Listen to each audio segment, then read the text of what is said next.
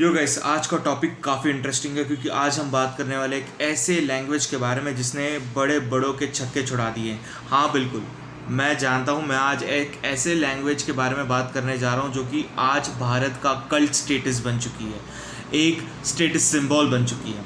मैं आज बात करने जा रहा हूँ इंग्लिश के बारे में। इंग्लिश यार, जितना सुनने में फैंसी लगता है उतना बोलने में भी फैंसी है, पर क्या करें जनाब, बोलना आ नहीं रहा है। एक सर्वे बता दूं तो 2019 तक करीबन इंडिया में 4000 ऐसी कंपनीज थी जिन्होंने ये पिटिशन रख लिया था कि जब अगर किसी कैंडिडेट को इंग्लिश नहीं आती है तो वो हमारा कैंडिडेट या एम्प्लॉय नहीं बन सकता। ये रिक्वायरमेंट 2019 तक 4000 कंपनीज ने सेट कर ली थी। अब हम 2021 में आ चुके हैं जनाब, ये आंकड़ा और बढ़ते जा रहा है।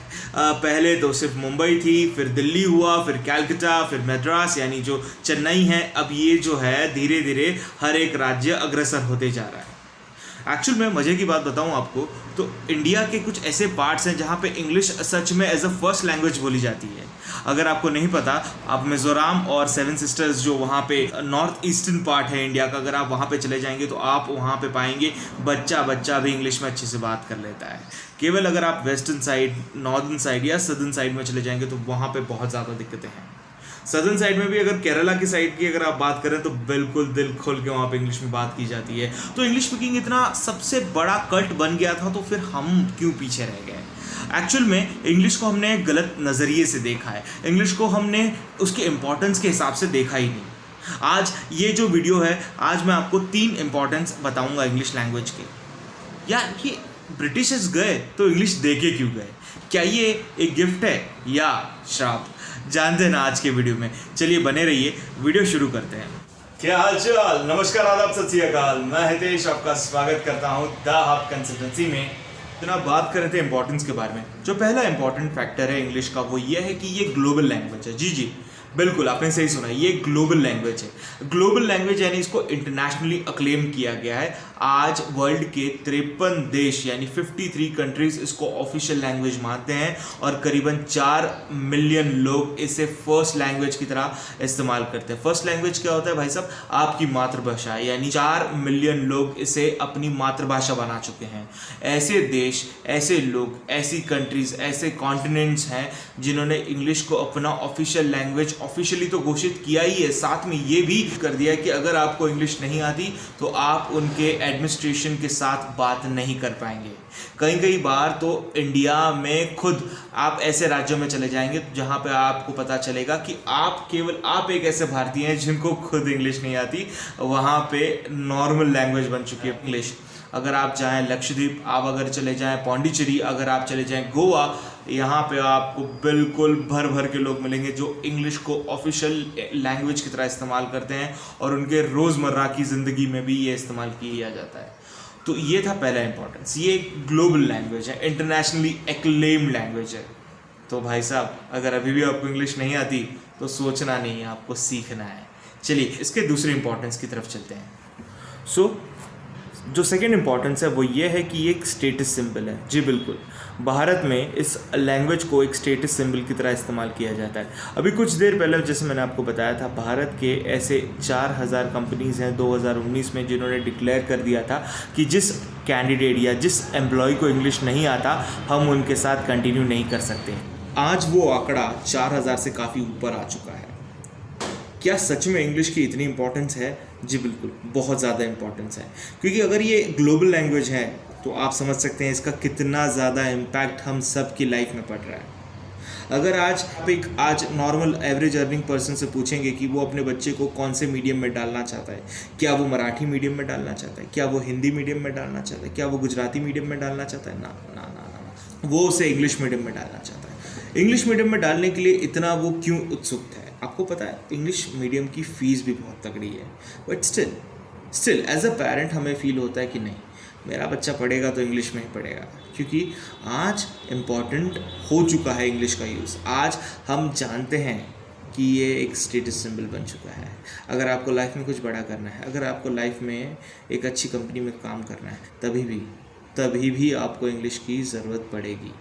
तो आप समझ रहे हैं कि कितना ज़्यादा इसका इम्पोर्टेंस हमारे लाइफ में हो चुका है। बिल्कुल, ये एक स्टेटस सिंबल बन चुका है। आज से नहीं, 1947, या बिल्कुल आपने सही सुना, 1947 से ये भारत का एक स्टेटस सिंबल बन चुका है। तो जनाब तीसरा पॉइंट ये है कि ये अपॉर्चुनिटी ओपन कर रहा है। जी बिल्कुल, इंग्लिश अपॉर्चुनिटी ओपन कर रहा है। बिल्कुल, आप सोच नहीं सकते वर्ल्ड की कितनी कंपनीज भारतीय लोगों को हायर करने के लिए बेसब्री से बेकरार है। मैं तो सिर्फ आपको मुंबई की कुछ कंपनीज तक लेके जाता हूँ, बट अगर आपके पास इंग्लिश का वरदान है तो जनाब आप वर्ल्ड टूर कर सकते हैं।